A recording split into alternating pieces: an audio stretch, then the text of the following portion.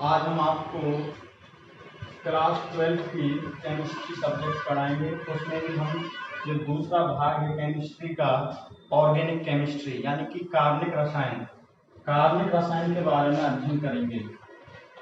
कार्बनिक रसायन, और इसमें आपका चैप्टर है हेलो एल्केन या एल्किल हैलाइड, और इसमें एरिल हैलाइड भी है, एरिल हैलाइड। तो इसमें सबसे पहले हम हेलो एल्किल या एल्किल हैलाइड के बारे में चर्चा करेंगे कि एल्किल हैलाइड क्या होता है, इसको किस तरीका से लिखते हैं, इसको कितने भागों में विभाजित किया गया है, वर्गीकृत किया गया है, इसकी हम चर्चा करेंगे। तो सबसे पहले आता है हमारा एल्किल हैलाइड। एल्किल हैलाइड होता क्या है, हम किस तरीका से हम इसको परिभाषित कर सकते हैं। एल्किल हैलाइड एल्केनों के हैलोजन व्युत्पन्नों को एल्किल हैलाइड कहते हैं। जैसा कि बच्चे आप जानते हो, एल्केन के हैलोजन व्युत्पन्नों का मतलब होता है यदि एल्केन हमारा आर से व्यक्त कर देते हैं, जैसे कि CH4 है मैथेन में से किसी एक या एक से अधिक हाइड्रोजन का प्रतिस्थापन हैलोजन के द्वारा कर दिया जाता है। अब हैलोजन क्या है? हैलोजन जो होते हैं, आपने 11th में पढ़ा होगा, क्लोरीन, ब्रोमीन, आयोडीन, ये सभी क्या है? ये सभी हैलोजन है। हैलोजन क्यों बोलते हैं इनको? इसका भी रीजन है, क्योंकि हैलोजन का मतलब होता है लवण बनाना, और ये सभी जो पाए जाते हैं, लवण की मात्रा सबसे ज्यादा समुद्र में पाई जाती है, इसलिए हैलोजन का मतलब होता है लवण बनाना। लवण समुद्र में ये सबसे अधिक पाए जाते हैं, इसलिए इनको हम हैलोजन कहते हैं। तो सुनिएगा, यदि इन किसी भी परमाणु के द्वारा एक या एक से अधिक हाइड्रोजन का प्रतिस्थापन इस एल्केन में से कर दिया जाता है तो हमारा एल्किल हैलाइड का निर्माण होता है। जैसे कि यहाँ पर आप देख रहे हैं कि मैथेन था, मैथेन में से एक हाइड्रोजन इसने प्रतिस्थापित कर दिया है। इस तरीका से एक हाइड्रोजन को इसने प्रतिस्थापित कर दिया है। यहाँ से जैसे ही एक हाइड्रोजन को प्रतिस्थापित किया तो उसकी जगह पर इसने क्लोरीन आ गई है, और क्लोरीन आने से ये बन गया है Maithil halide, Maithil chloride, alkyl halide. तो कहने का मतलब यह है कि एक या एक से अधिक हाइड्रोजन का प्रतिस्थापित किसी भी हैलोजन के द्वारा कर दिया जाता है, तो इस प्रकार के यौगिकों को हम एल्किल हैलाइड कहते हैं। देखिएगा, यहाँ से मैथेन में से एक हाइड्रोजन का प्रतिस्थापित क्लोरीन के द्वारा हुआ है तो ये मैथिल क्लोराइड है। यहाँ पर एक ब्रोमीन के द्वारा कर दिया गया है एक हाइड्रोजन का प्रतिस्थापन, तो ये हमारा मैथिल ब्रोमाइड है। और यहाँ पर एथेन यानी कि CH3 इसमें से एक हाइड्रोजन का प्रतिस्थापन ब्रोमीन के द्वारा कर दिया गया है, तो इसको एथिल ब्रोमाइड कहते हैं। अब देखिए, कोई जरूरी नहीं कि भाई एक ही कार्बन से ये हैलोजन के द्वारा हाइड्रोजन का प्रतिस्थापन हो। हम हैलोजन का प्रतिस्थापन यहाँ से भी हो सकता है, हाइड्रोजन का प्रतिस्थापन यहाँ से भी हो सकता है और यहाँ से भी हो सकता है, यानी कि हैलोजन कहीं भी जुड़ सकता है। तो इस प्रकार के जो हैलाइड्स होते हैं उनको कहते हैं एल्किल हैलाइड्स। अब एक नोट क्या है? यदि मैथेन में से 3 हाइड्रोजन परमाणुओं का प्रतिस्थापन हैलोजन परमाणुओं के द्वारा कर दिया जाता है तो हैलोफॉर्म का निर्माण होता है। ये क्या है?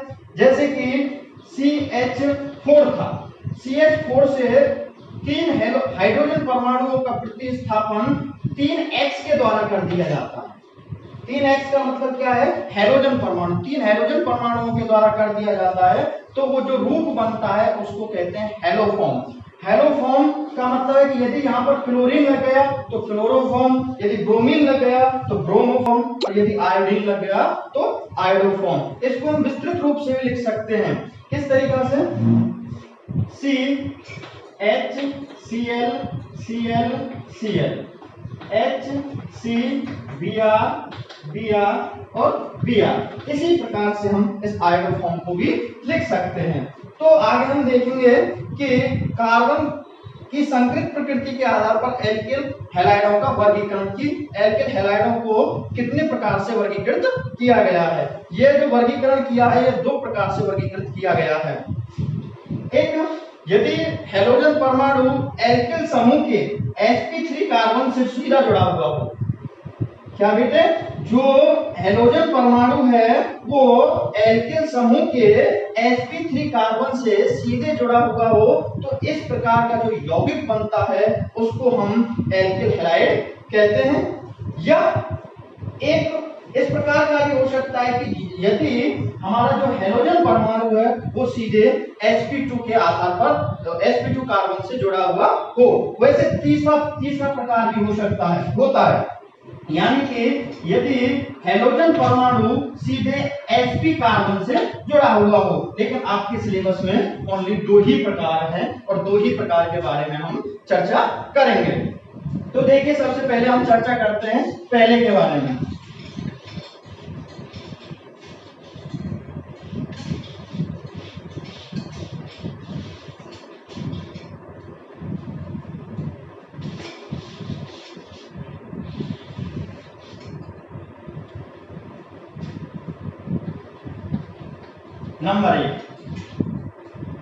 नंबर एक वर्गीकरण करेंगे।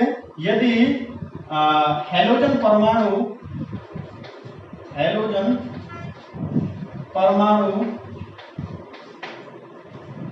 sp3 संकरित कार्बन से जुड़ा हुआ हो,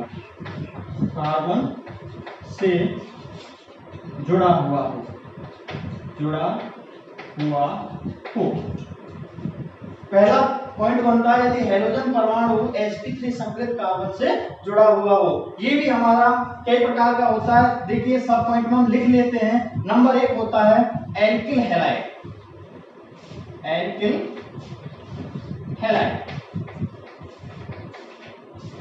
नंबर दो होता है एलिलिक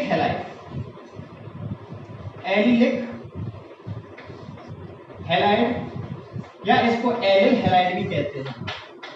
एलिल हैलाइड।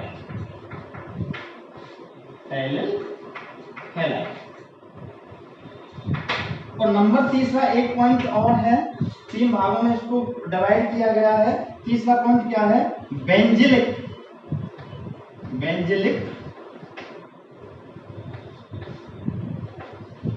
हैलाइड।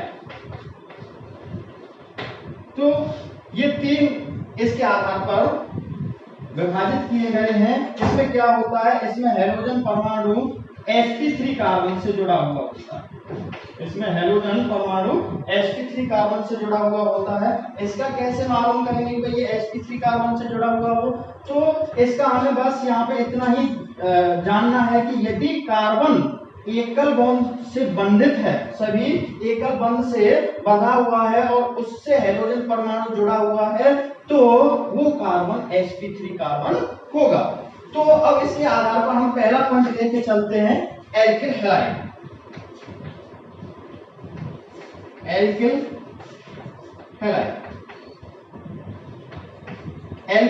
क्या है?